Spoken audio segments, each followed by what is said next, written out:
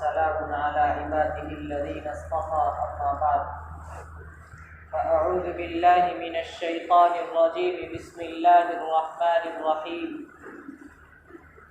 يا أيها الذين آمنوا وهاجروا وجاهدوا في سبيل الله والذين آووا ونصروا أولئك هم المؤمنون حقا لهم مغفرة ورزق کریم۔ حضرات گرامی،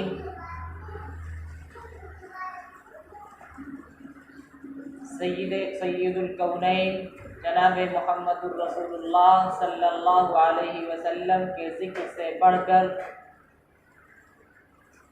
اور کوئی سعادت نہیں ہو سکتی۔ وہ ذات پاک جو وجہ تخلیق کائنات ہے، وہ ذات جن کے طفیل میں یہ عالم وجود میں آیا ہے،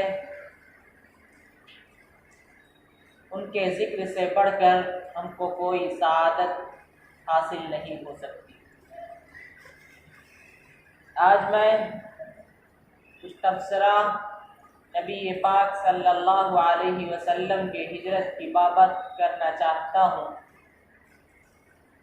اللہ تعالیٰ نے قرآن پاک میں ارشاد فرمایا، اے وہ لوگوں جو ایمان لائے اور جنہوں نے ہجرت کی اور اللہ کے راستے میں جہاد کیا،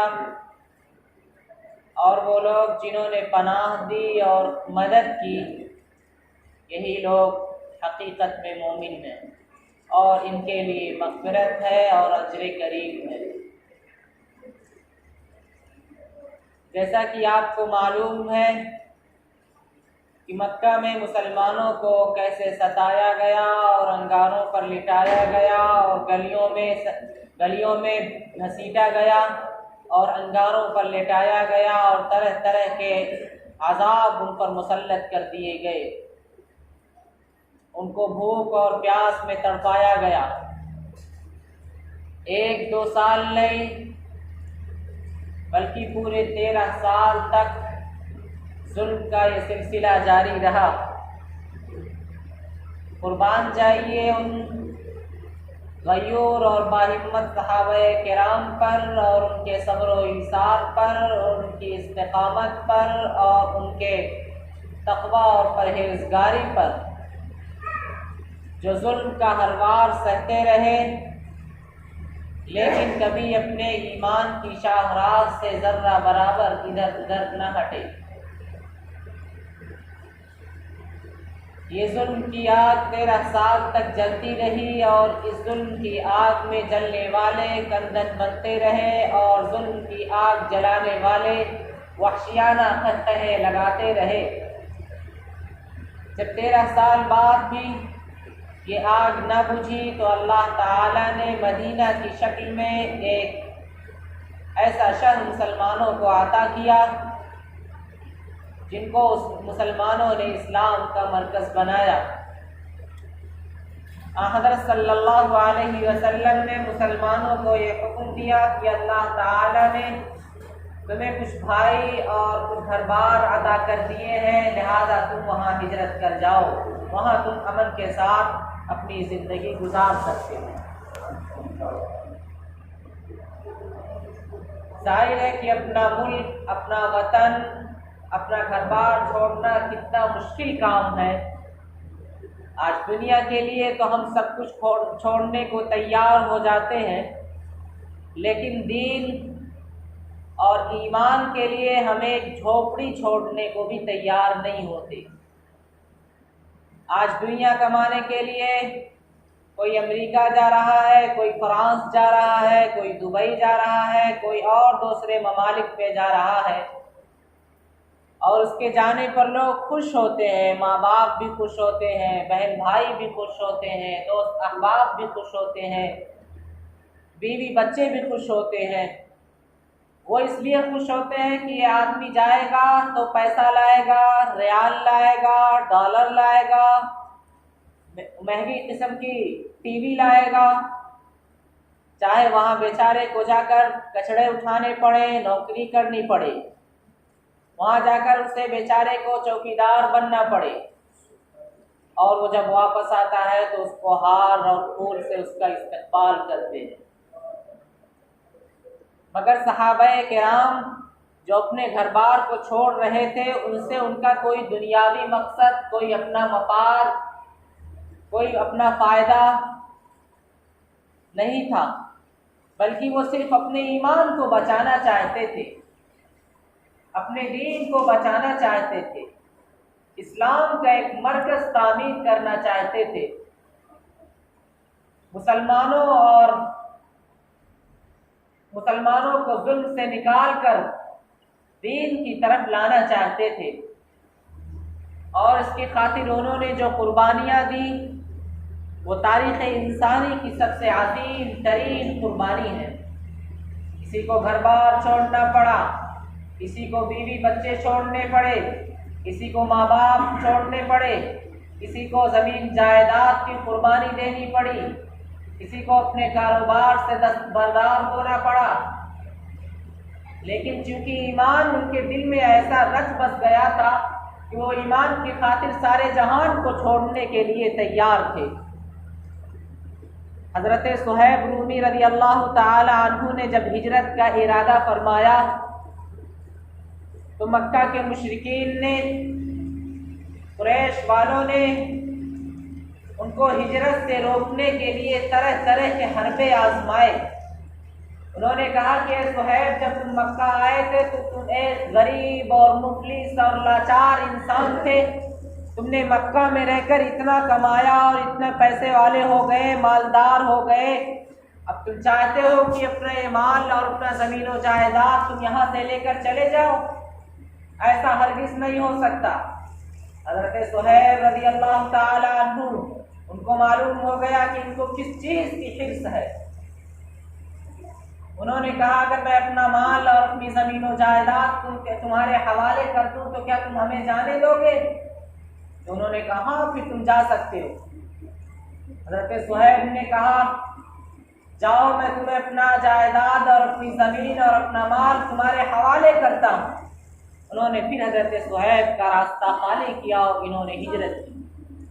جب اللہ کے رسول کو یہ بات معلوم ہوئی تو آپ صلی اللہ علیہ وسلم نے کہا ربح صہیب، تم نے نفع کا سودا کمایا، اور یہ نفع کا سودا اللہ کو اتنا پسند آیا کہ اللہ تعالیٰ نے اپنے کلام مجید میں اس کا تذکرہ فرماتے ہوئے کہا ان اللہ اشتری من المؤمنین انفسهم واموالهم بان لهم الجنہ، یقیناً اللہ تعالیٰ نے مومنین میں سے بعض اپنے بندوں کو ان کے مال اور ان کی جانوں کو اس بات کے بدلے میں خرید لیا ہے کہ میں تمہیں جنت عطا کروں گا۔ حضرت صہیب رضی اللہ تعالی عنہ نے سامان دے دیا اور اپنا ایمان بچا لیا۔ اللہ تعالیٰ کہتے ہیں صہیب، تو نے سامان تو دے دیا لیکن اپنے سامان کے بدلے میں تو نے ہماری جنت کو خرید لیا ہے۔ اور سارے ہی ایمان والے بندوں کے لیے ہمیشہ میں اپنی جنت کے لیے ان کے مالوں کو اور ان کی جانوں کو خریدنے کے لیے تیار ہوں۔ آؤ تو صحیح، سودا کرو تو صحیح۔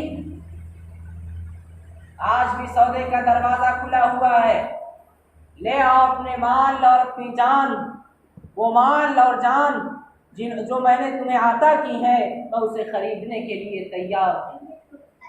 لیکن سوال یہ ہے کہ اے اللہ، ہمیں کیا دے گا تو اس کے بدلے میں؟ اللہ کہتا ہے کہ اس کے بدلے میں تمہیں اپنی رضا دوں گا، جنت دوں گا، اپنی مغفرت دوں گا، اور اپنے خوشنودی کا پروانہ تمہیں عطا کروں گا۔ آؤ تو صحیح، سودا کرو تو صحیح۔ آج بھی سودے بازی ہو رہی ہے، بڑے ہی زور و شور سے ہو رہی ہے۔ اگر ہم محروم ہیں اس کا مطلب یہ نہیں کہ ساری دنیا محروم ہے۔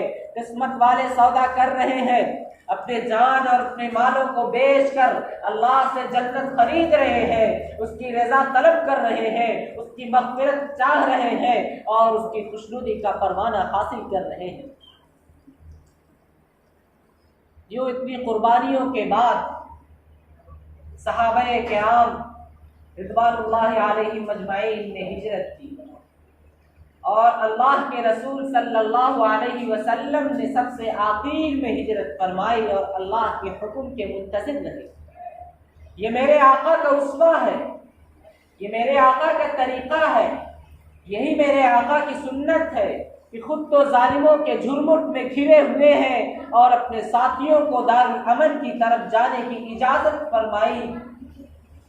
آج ہمارے لیڈران صاحب کا حال یہ ہے کہ اپنے جیالوں کو اور اپنے چاہنے والوں کو مصائب اور مشکلات میں چھوڑ کر اپنا خود دوسرے ملکوں میں چلے جاتے ہیں، اور ان کے جیالے اور ان کی تعریف میں قصیدے پڑھنے والے اور ان کے نام کے نعرے لگانے والے بیچارے جیلوں میں سڑتے گلتے رہتے ہیں، لیکن لیڈران صاحب دوسرے ملکوں اور شہروں میں عیاشیاں کرتے پھرتے ہیں۔ ان کو کوئی پرواہ نہیں ہوتی کہ ہمارے چیلے اور ہمارے جیالے جیلوں میں کس طرح سے زندگی بسر کر رہے ہوں گے۔ لیکن اگر ان لیڈروں کی طرف سے نظر ہٹا کر میرے آقا کی زندگی پر نظر ڈالی جائے تو پوری زندگی نبی کریم صلی اللہ علیہ وسلم مصیبت اور مشکلات میں ہر وقت آپ پیش رہے ہیں۔ اگر صحابہ کرام بھوکے رہے تو میرے آقا نے بھی پیٹ بھر کر کھانا نہیں کھایا، اگر صحابہ کرام رات بھر جاگتے رہے تو میرے آقا بھی نیند کی چین کی نیند نہیں سو پائے۔ آپ کو معلوم ہے کہ مکہ میں مسلمانوں کو کس طرح سے ٹارچر کیا جاتا تھا، کس طرح سے انہیں ستایا جاتا تھا۔ اللہ کے رسول اس کے باوجود سب سے پہلے عام مسلمانوں کو ہجرت کی اجازت دی، اس کے بعد خود اس وقت ہجرت فرمائی جب مکہ جانے والوں سے خالی ہو چکا تھا۔ وہ رات قیامت کی رات تھی جب اللہ تعالیٰ کے حکم سے آپ نے مکہ کو چھوڑنے کا ارادہ فرمایا، اور دوسری طرف مکہ کے مشرکین کی اقوام متحدہ نے شمع رسالت کو گل کرنے کا منصوبہ اور پلان بنا لیا۔ کفر و شرک کے سرغنوں نے نعوذ باللہ عقائد نامدار کو ختم کرنے کا منصوبہ اور تدبیر اپنا لی۔ ادھر میرے اللہ نے اپنے نبی کو بچانے کی تدبیر اختیار کر لی، اور کون نہیں جانتا ہے کہ اللہ کے تدبیر کے مقابلے میں دنیا کی ساری تدبیر مکڑی کا جالا ثابت ہوا کرتی ہے جو جھاڑو کے تنکے سے صاف کر دی جائے گی۔ چاہے وہ تدبیر کرنے والے چودھری ہو، سردار ہو، ٹیچر ہو، ڈاکٹر ہو، انجینئر ہو، پروفیسر ہو، کوئی بھی ہو، میرے اللہ کی تدبیر کے مقابلے میں کسی کی تدبیر کام نہیں آئے گی۔ میرا اللہ جسے بچانا چاہتا ہے اسے کبھی کوئی بھی نقصان نہیں پہنچا سکتا۔ مشرکین نے معاذ اللہ کے رسول کو قتل کرنے کی سازش بنائی اور پورا پروگرام اور پورا منصوبہ بنا کر گھر کا گھیراؤ کر لیا، اور سارے لوگ تلوار سوتے کھڑے تھے۔ کفر کی طاقت تھی، ابو جہل کی سیاست تھی، دل میں عداوت تھی، آنکھوں میں شرارت تھی، کفر کی طاقت تھی، ادھر میرے اللہ کی طاقت تھی، اور جس کا مقابلہ کرنا حماقت تھی۔